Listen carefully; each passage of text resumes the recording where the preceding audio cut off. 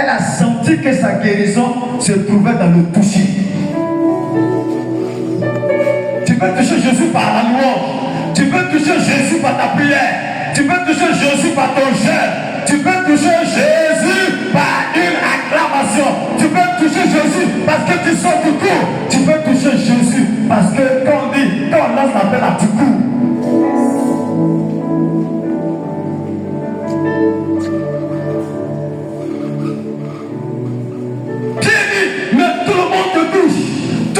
Bouscule, mais tu dis quelqu'un m'a touché. Il dit non, quelqu'un m'a touché. Il n'a pas dit il y a une femme qui souffrait depuis 12 ans. Il m'a dit yes, fresh, révélation. Quand il voit ça, il a la nausée. Oh, révélation, bizarre, coloré. Et tout ce qu'on dit là, les personnes ne sont même pas guéries. Et la femme tremble. Elle vient dire oh. Maintenant on la met devant. On n'avait pas de temps pour elle. On n'avait pas de temps. Jésus n'est pas le temps parce que, pas que il va s'occuper, mais il était chargé. Il ne peut pas s'occuper. Il y avait trop de monde. Hier, je t'ai dit que c'est le monde, souvent, qui n'a pas le temps de t'aider. Mais souvent, le programme, le protocole du pasteur et de l'onction de Dieu là, Dieu n'a pas le temps de s'occuper individuellement. Occupe-toi de Dieu. Si tu sens, pourquoi Dieu dit, cherchez-moi. Dieu n'a pas dit ça, il va le chercher. Vous me chercherez et vous me trouverez. Alléluia. Si tu cherches Dieu, tu vas le trouver. On ne s'occupait pas. Elle a lancé l'appel. Personne pour pouvoir prendre son problème au sérieux. Mais là, on l'amène devant maintenant à l'interrogation. Au moins quelques minutes, Jésus était face à elle. C'est toi qui m'as touché. Elle dit oui. C'est moi qui ai touché. Il dit ma fille, tes péchés sont pardonnés. C'est terminé. Tes péchés sont pardonnés. Jésus s'occupe maintenant d'elle. Et la Bible dit, le sang s'est arrêté. Quand elle a touché, le sang s'est arrêté. Tu pries. Si tu n'as pas rencontré Dieu, va le chercher dans la délivrance. Tu pries. Si Dieu ne va sur le point de donner la solution, il y a une autre solution, une option qui va se manifester, et c'est ce que Dieu veut que tu fasses. Ça s'appelle la foi et de démontrer quelque chose à la gloire de Jésus-Christ de Nazareth.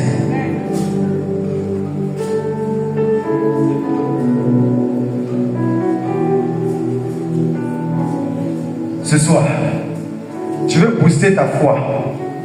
Je veux que tu comprennes que Dieu que nous adorons, c'est ceux qui sont violents, qui le cherchent, qui vont le trouver. Les évangiles nous disent que depuis le temps de Jean-Baptiste jusqu'à présent, le royaume des cieux est pour ceux qui sont violents. Luc chapitre 16, il dit la loi et le prophète ont subsisté jusqu'à Jean.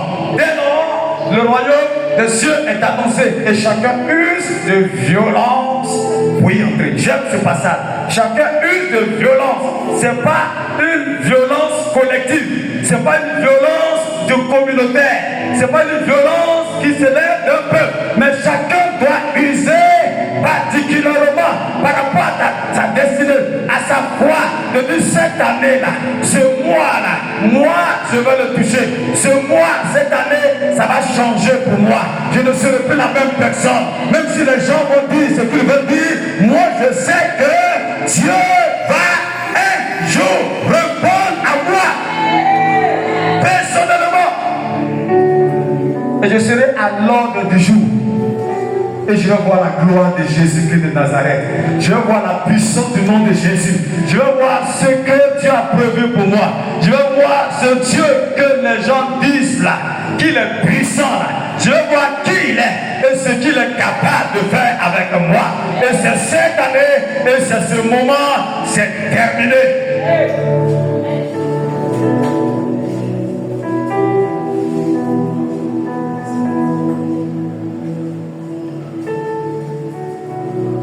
Le Seigneur que nous adorons,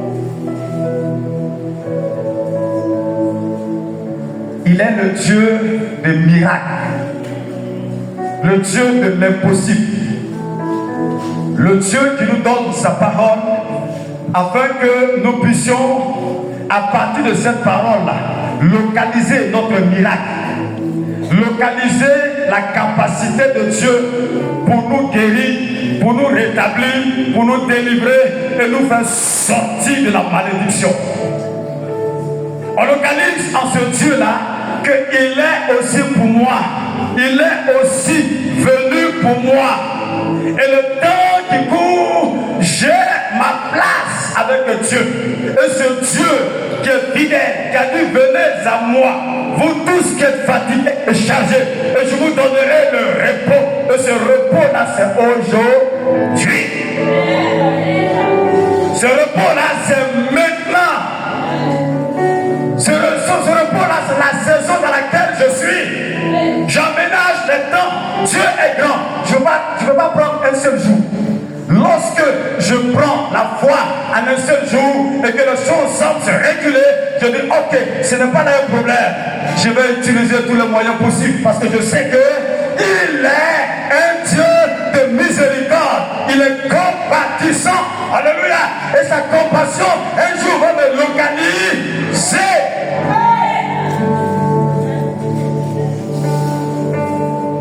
Je ne prie pas un Dieu dont je dis, je prie le Dieu de tel ceci, le Dieu de tel peuple, le Dieu de telle communauté, le Dieu de telle tradition. Je prie ce Dieu-là qui est le maître de l'univers, qui est le tout-puissant, qui est le roi de gloire, qui est le Seigneur des seigneurs et qui est venu chercher et sauver ceux qui étaient perdus. Quand je suis le premier, je le saisis et ce Dieu qui est tout-puissant, je dois voir la manifestation de sa puissance. Regarde, lorsque tu viens en Dieu, Dieu a créé le ciel et la terre, mais ça ne donne pas l'expression de dire que Dieu est grand. La grandeur de Dieu ne s'exprime pas en toi sur l'enseignement du fait que Dieu a créé les eaux, il a créé le ciel, il a créé le soleil, il a créé la terre, il a créé tout ce qui, surtout, c'est beau, c'est intéressant. Mais la puissance de Dieu est plus réelle. La puissance de Dieu est plus tangible. La puissance de Dieu, lorsqu'il fait ça avec un homme, lorsqu'il démontre sa puissance par un homme, par une personne, lorsque Dieu dit à Moïse, soulève ton bâton, frappe la mer, il frappe la mer se déchire. Dieu agit avec un homme. Parce que si la mer s'était déchirée, la mer s'était ouverte sans un homme, on allait dire que c'est un phénomène. C'est phénoménal, comme disent les scientifiques, il n'y a pas d'importance. Mais quand Dieu fait quelque chose avec un homme, waouh, c'est puissant, waouh, c'est grand, waouh, c'est réel, waouh, c'est fort, waouh, quand les gens voient ça, ils disent, aïe, le miracle. Vous savez pourquoi les miracles sont importants? Vous dites amen. L'important des miracles, parce que Dieu a dit à Moïse, je t'envoie où ça? Dans le pays d'Égypte. Moïse dit, qui tu es? Il dit, je suis le Dieu d'Abraham, le Dieu d'Isaac, le Dieu de Jacob. C'est pas Abraham qui l'envoie, c'est pas Isaac qui l'envoie, c'est pas Jacob qui l'envoie. Il dit, je suis ce Dieu-là, c'est moi qui t'envoie pour que tu puisses faire sortir de ce lieu-là les enfants d'Israël, parce que j'ai un projet pour eux, ils doivent me servir. Et Moïse dit, ils ne vont pas me croire. Dieu dit oui, ils ne vont pas te croire, mais par le miracle, ils vont te croire. Par ma puissance, ils vont te croire. Par ma gloire qui va se manifester en toi. Un homme vil, un homme naturel. Quand tu vas faire des choses surnaturelles, ils vont croire en toi. Il dit, pour la preuve que tu vas faire le miracle, qu'est-ce que tu as? Il dit, j'ai mon bâton avec lequel je frappe les bœufs. Il était un berger. Il dit, voici le bâton. Dieu dit, ok, jette ce bâton à terre. Il jette le bâton. Le bâton devient un serpent. Il dit, voilà, le miracle commence pour moi. Le miracle commence déjà pour toi. Moïse voulait fuir. Il dit, non, ne fuis pas. Saisis le serpent. Par où? Par la tête. Non, par la queue. On sait que le serpent, par la tête, tu peux l'asphyxier. Mais par la queue, il va se retourner automatiquement. Et il va te injecter son venin. Moïse attrape le bâton par la queue, le bâton devient le bâton. Il dit yes, c'est que ça marche bien, ça commence bien. Il dit où est ta main? Il dit voici ma main. Il dit mets ça sous tes aisselles. Moïse met la main sous tes aisselles. Il dit lève la main. La main devient comme une lèpre blanche. Guérison, don de guérison. Il dit remets la main à sa place. Quand il remet, yes, la main devient comme la peau d'un jeune homme. Le miracle commence avec toi. Quand tu vas aller chez Pharaon là, le premier miracle de bâton, c'est ce que tu vas faire. Et ensuite, je vais multiplier les miracles. Je vais multiplier les miracles. Quand je vais multiplier les miracles, là, Pharaon saura que je suis puissant. Quand tu mets les miracles hors, la face de Dieu se démontre par le miracle. Tu m'entends bien? Il y a plusieurs faces de Dieu. Mais la face de Dieu du miracle, là, c'est ça qui fait que l'ennemi se plie et il commence à négocier. Le premier passage d'Exode, lorsque Moïse est allé se présenter devant Pharaon, Pharaon a dit, qui est Dieu pour que j'obéisse à lui? Paraissez que vous êtes. Allez-y. S'il n'y avait pas de miracle, Pharaon allait saisir Moïse et le mettre en prison. Il allait dire que vous troublez l'ordre en Égypte. Il allait le faire immédiatement. S'il n'y avait pas de miracle, Pharaon allait attraper tous les officiers pour dire que c'est fini, je ne veux plus les voir. Et si Dieu ne faisait rien, son plan n'allait pas aller loin. Mais il s'est rendu compte, quand il a fait ça, Moïse a posé le bâton, il a jeté le bâton. Et le bâton de Moïse devenait un serpent. Pharaon dit ça c'est petit ça. Il a appelé tous ses magiciens, ses sorciers. Quand ils sont venus, ils ont jeté aussi les bâtons. Ces bâtons se sont transformés en serpents. Et c'était un film. Pharaon regardait, Moïse regardait. Et le serpent de Moïse, bâton, a avalé tous les serpents de Pharaon. Pharaon dit ça là, c'est bizarre. Ça là, si on l'attrape, on le met en prison là, ça là c'est grave. Un tel gars, il faut commencer à négocier avec lui. Parce que c'est pas à faire. Non, ça là, ne mettez pas la main sur lui. Et la Bible dit que Moïse a commencé à devenir célèbre, très grand. Alléluia. Il y a eu 10 miracles. Et tous ces miracles, Pharaon tremblait. Lui qui voulait pas qu'on reconnaisse le plan que Moïse a envoyé pour lui dire, laisse aller là. Il dit, priez pour moi, de peur qu'il ne m'arrive ce que vous avez dit. Parce que Dieu frappe le peuple par des miracles, des prodiges. Acclame le Saint-Esprit. Acclame le roi de gloire. Acclame le Seigneur. Quand ton ennemi fait malin, parce que Dieu, tu n'as pas encore connu la face du miracle de Dieu. Quand la face du miracle vient, là, il va négocier avec toi. Quand Dieu commence à le miracle, l'ennemi tremble, il a peur. L'ennemi ne peut pas, parce qu'il sait que le Dieu tout-puissant, là, il est le Dieu plus fort. Pourquoi l'église a survécu malgré la persécution? On met les gens en prison, personne ne veut ouvrir la porte. Demain, ils seront dehors.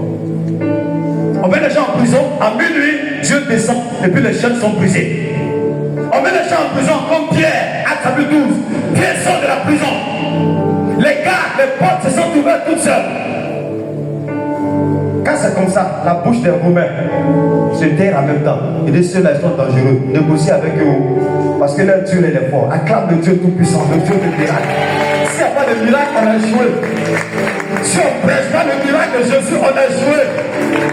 Nous serons en train de négocier avec l'ennemi, avec le diable, avec les démons, pour leur dire, pardon, voilà, essayez de comprendre un peu ce que nous sommes. Tu ne négocies pas, tu n'obliges à partir au nom de Jésus. Tu ne négocies pas, tu es vaincu au nom de Jésus. Tu ne négocies pas. Tu dis à partir de cet instant, tu verras quel Dieu j'adore. Il est le Dieu de miracle, le Dieu tout-puissant. Et je vis pleinement l'évangile de miracle, l'évangile de puissance, l'évangile de guérison, l'évangile de la restauration, l'évangile de l'élévation, l'évangile qui fait sortir l'âme du péché.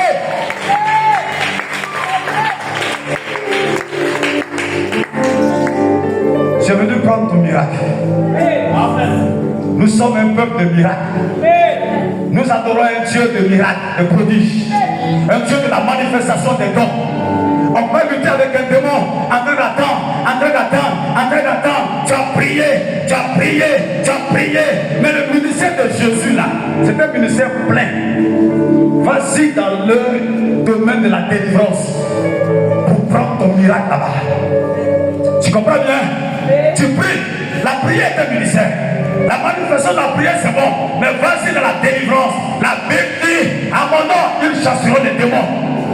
Tu vas, tu rentres là, tu vois un homme de Dieu, on prie pour toi et le ministère de délivrance va te libérer parce qu'il a dit, l'Esprit du Seigneur est sur moi parce qu'il m'a ouvert par annoncer une bonne nouvelle pour proclamer aux captifs la délivrance, pour libérer les opprimés et pour publier une année de grâce.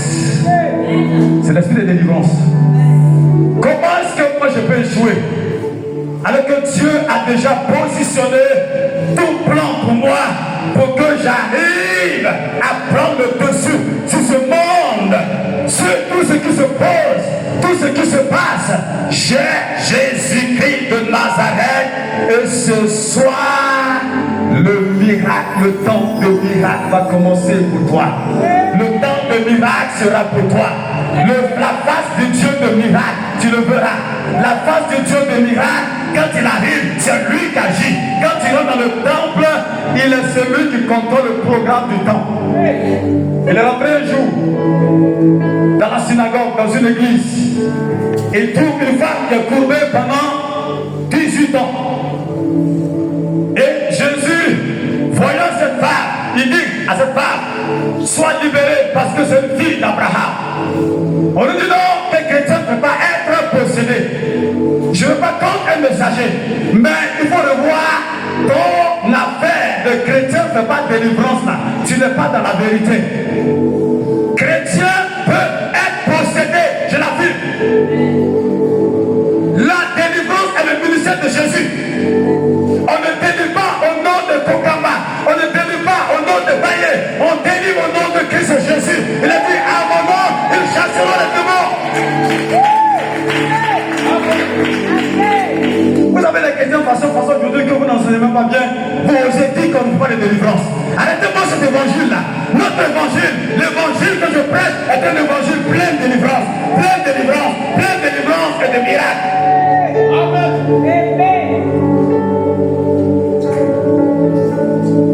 C'est le même système avec les pharisiens. Jésus dit, mais cette fille est la fille d'Abraham. En ce jour de sabbat, il ne fallait pas qu'on la délivre de ce lien-là. Un démon qui est en train de causer une maladie va te soigner, va en France, va à Miami, va rencontrer les vrais médecins. Mais tant que le démon ne va pas être chassé, tu ne seras pas guéri. Le démon va toujours reconduire les mêmes causes, les mêmes souffrances. Mais au nom de Jésus ce soir-là, il va partir de ta vie. Il va partir de ton corps. Il va partir de ta personne. Au nom puissant de Jésus-Christ de Nazareth.